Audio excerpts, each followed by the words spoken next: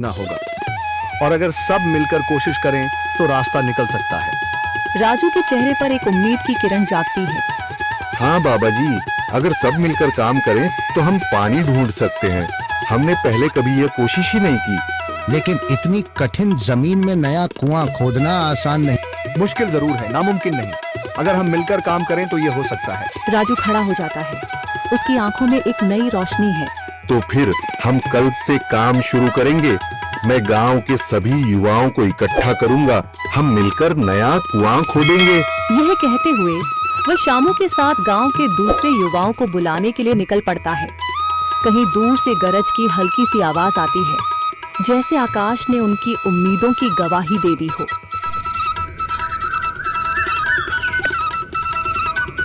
अगली सुबह राजू और शामू गांव के युवाओं को इकट्ठा करने निकल पड़े। चौधरी महेश की हवेली के सामने एक भीड़ जमा है। बाबा जी, संदरी, गांव के कुछ बुजुर्ग और किसान सभी मौजूद हैं। हम हाथ पर हाथ रखकर नहीं बैठ सकते। अगर अल्लाह ने हमें हिम्मत दी है तो हमें खुद पानी के लिए मेहनत करनी होगी। हम एक नया कुआं खोदेंगे। लेकिन राजू, क्या हमें यकीन है कि वहाँ पानी मिलेगा? बेटा, पानी जमीन के अंदर होता है, बस सही जगह खोदने की जरूरत है। हमने अपने बुजुर्गों से सुना था कि पुरानी नहर के पास जमीन नरम थी, शायद वहीं पानी हो। बाबा जी सही कह रहे हैं। अगर तुम सब यह काम करने के लिए तैयार हो तो मैं अपने कुछ मजदूर भेज सकता हूँ। धन्यवाद चौधरी जी, लेकिन हम सब खुद भी मेहनत करेंगे। यह हमारे गांव के अस्तित्व की लड़ाई है। संदरी, जो अब तक चुप थी, आगे बढ़ती है।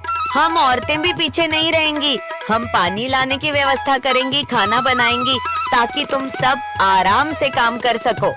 यही हिम्मत चाहिए थी संदर। पूरा गांव एक नई उम्मीद के साथ कुआं खोदने की तैयारी में जुट जाता है। दूसरी ओर कुआं खोदने का काम शुरू हो चुका है। राजू, शामू और दूसरे युवा बेलचे चलाने लगते हैं। मिट्टी बाहर निकाली जाने लगती है। तेज गर्मी के बावजूद सब पूरी हिम्मत के साथ जुटे हुए हैं। दोपहर की तेज धूप जमीन आग की तरह तप रही है। गांव के लोग लगातार कुआं खोदने में जुटे हैं। हाथ छिलने लगे हैं, माथे से पसीना बह रहा है, मगर किसी ने हार नहीं मानी। महिलाएं पानी और सत्तू लेकर आती हैं ताकि पुरुषों को कुछ राहत मिले। हमें और गहराई तक जाना होगा। अब तक सिर्फ सूखी मिट्टी और पत्थर ही निकल रहे हैं। राजू, यह बहुत कठिन काम है। अगर हमें पानी न मिला। अल्लाह मेहनत करने वालों को कभी निराश नहीं करता बेटा। तुम सब अपनी कोशिश जारी रखो, पानी जरूर निकलेगा। हिम्मत मत हारो। अगर अब रुक गए तो फिर कभी पानी नहीं मिलेगा। सभी फिर से जोश में आकर काम में जुट जाते हैं, मगर सूरज की तपिश बढ़ती जा रही है और कई लोगों की सांसें तेज चलने लगती हैं। तभी एक तरफ से रामलाल और उसके आदमी हंसते हुए आते हैं। अरे भाई, तुम्हें लगता है कि जमीन तुम पर रहम करेगी? हाँ हाँ, ना समझ लोग, ये सब बेकार की मेहनत है। रामलाल, हमारा हौसला मत तोड़ो। अगर तुम मदद नहीं कर सकते तो कम से कम मजाक भी मत उड़ाओ। मदद? हाँ, मैं अपने कुएं का पानी बेच सकता हूँ, मगर मुफ्त में नहीं दूंगा। राजू सब अनसुना कर फिर काम में लग जाता है। शाम होने लगती है, लेकिन अभी तक पानी का नामो निशान नहीं। कुछ लोग मायूस होकर पीछे हटने लगते हैं। राजू, शायद रामलाल सही कह रहा है। यह सब बेकार है। नहीं शामू, हमें हार नहीं माननी। अगर आज हार गए तो फिर कभी हिम्मत नहीं कर पाएंगे। तभी अचानक फावड़ा किसी कठोर चीज से टकराता है। एक अजीब सी आवाज आती है।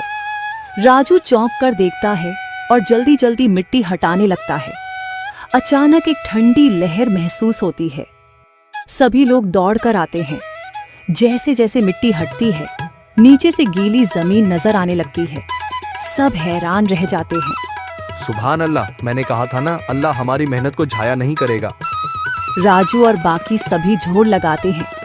कुछ ही पलों बाद अचानक मिट्टी के नीचे से पानी की एक छोटी सी धारा फूट पड़ती है। गांव वाले खुशी से चिल्ला उठते हैं।